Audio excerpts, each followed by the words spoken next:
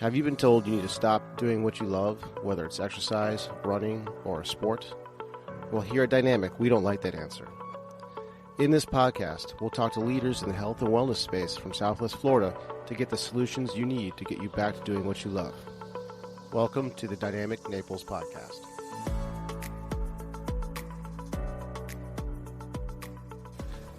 What's going on in Southwest Florida today? I want to jump on to a solo style podcast. I want to talk about something I hear constantly, and I just felt the need to say something about it. The problem with just resting an injury. This is a common thing we hear all the time. Oh, you got to rest it, right?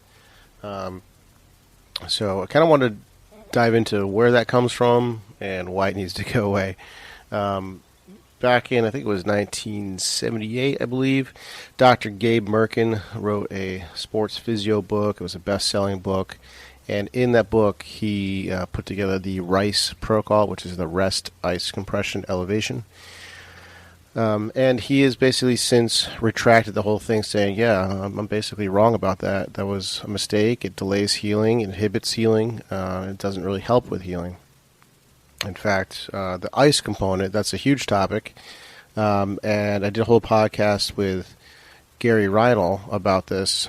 He's kind of, they call him the anti-ice guy. He wrote a whole book on it. It really describes why icing is not what you want to do. The short of it is there's inflammation and swelling. Those are two different things. Inflammation is stage one of healing and necessary. So why are we trying to block that signal? Swelling is the leftover debris that is from the healing process. So if you make that distinction, then it starts to make sense. Okay, allow healing to happen, then evacuate the swelling that happens afterwards through pain-free movement.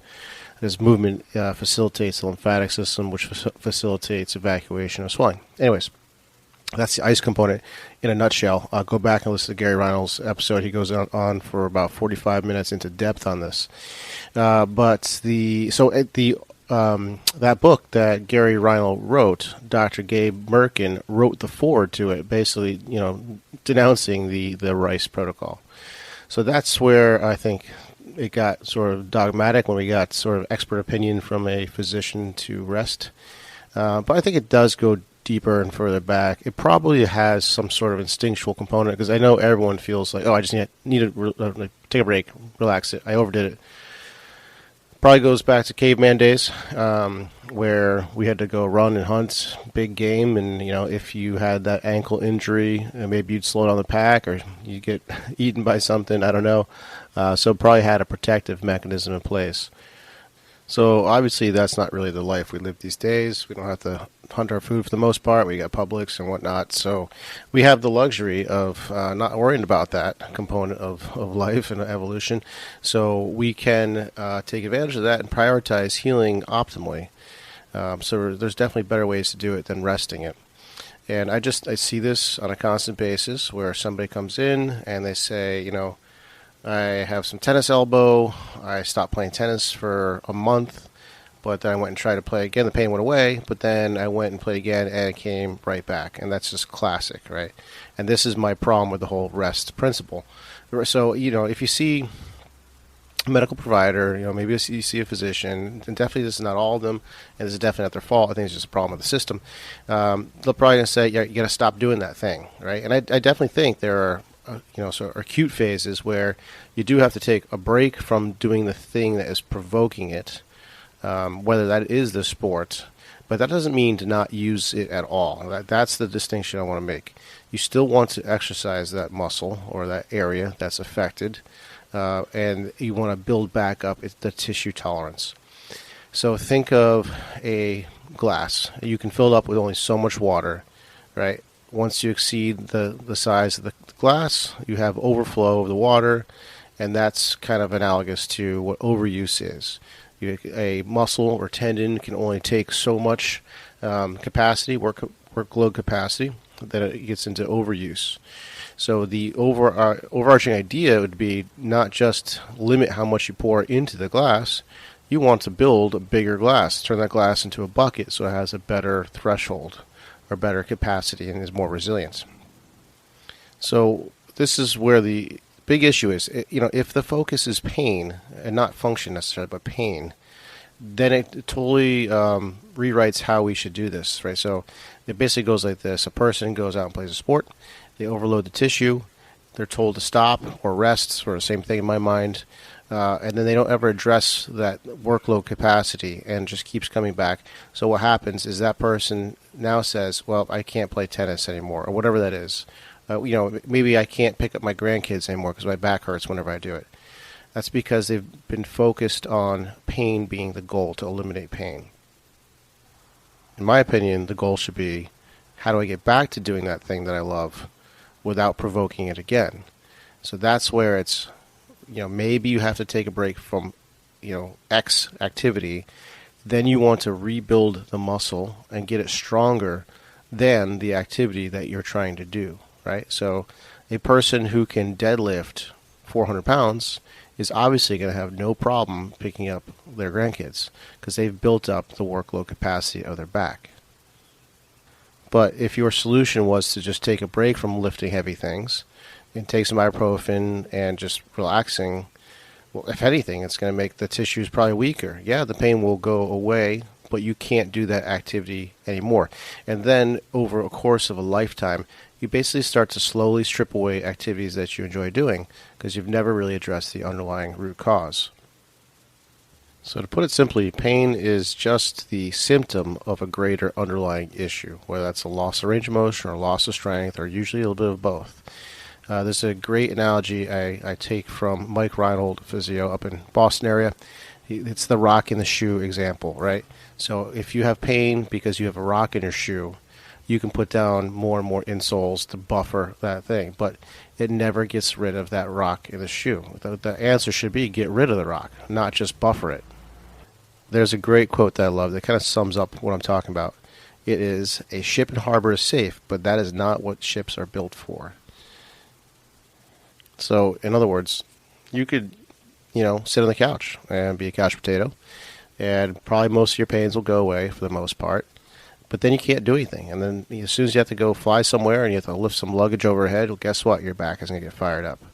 Right? So the goal should always be improve and restore what is missing so you have more resilience and you build better capacity. I'll give an example of some of this. So I have a good friend of mine. She is a runner. She's a very active runner, very active individual in general.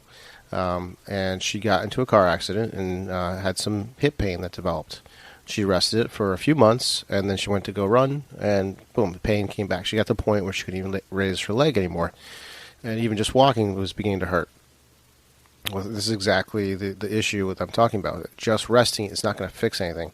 She could decide to not really walk anymore and definitely not run, and maybe the pain would just not be exposed, but she wants to run. So even after a few months of resting it, it was still there. We started to strengthen the muscles that were involved in a pain-free way, and slowly build up and progressively load the tissue. And then now she's doing 3-mile runs with no issues. This leads me into another thought too, the idea of exposure. So a lot of times people have sort of a, let's call it an underlying dysfunction. Maybe they don't know about it. It's not symptomatic. So maybe there's an area of weakness or an area of stiffness in their body, but they haven't done an activity that exposes that. And this happens a lot in car accidents. You see somebody that has no pain, and they get into a car accident, and their weakest link sort of rises to the surface and becomes exposed. You'll see this a lot with, I talk a lot about hip impingement. Hip impingement's you get a lot like a loss of hip rotation, particularly an internal rotation, which is not a motion that most people do a lot besides maybe golfers. So if you don't expose the missing link, you don't know about it until one day you have a fall, and this is a common thing, a fall off a horse, for example. The hip goes into kind of an extreme internal rotation, exposes the fact that rotation is missing, and now the problem has become illuminated. So I just wanted to give you that little sort of clinical pearl that you may have, just because you're asymptomatic doesn't mean there's not a dysfunction sitting there. It just, the right activity, or I should say the wrong activity, exposes it. And this is what we see all the time down here in Florida, where you get people come down and just want to enjoy beautiful Naples and all that it has to offer, and they do play some pickleball and tennis and golf, and those are highly rotational sports, particularly the hips and spine. If they're missing some of that range of motion, they suddenly are now dealing with pain. then they usually follow their physician's advice, which is relax it, maybe take some painkillers or some anti-inflammatories, which does temporarily alleviate the pain, but then just keeps coming back because the range of motion has not been restored. So if this resonates with you and you've been experiencing pain that keeps coming back every time you try to do a new activity or the activity that you love, let's hop on a consult call. I do free 15-minute calls, and we work up a game plan to see what's going on and how you can address it. I'll put a link to my calendar in the show notes. So that's all I have for you this week. I'll be talking to you next week. Do you have unexplained pain, or do you wonder just how healthy you are? When was the last time you had your blood tested? Blood chemistry analysis is a great way to stay ahead of any health conditions, and now you can have control of your health with Let's Get Checked. Let's Get Checked is an incredible company that sends blood tests to your home. You can choose from over 30 different tests, whether that's liver function, testosterone, micronutrient, cholesterol, or C-reactive protein, which is a marker for inflammation. It's sent to you with free shipping, and you get your results in 2 to 5 days, no physician referral needed. Use the code DPT30 for 30% off. Go to letsgetchecked.com and use the code DPT30. Did you know that you can get started with physical therapy without a physician's referral? Physical therapists don't just solve pain, we get down to the root cause and keep it from coming back. We also discuss all things health, such as nutrition and lifestyle changes. If you feel that you could use some help, let's get on a free consult call. Go to www.dynamicnaples.com and sign up for a free call.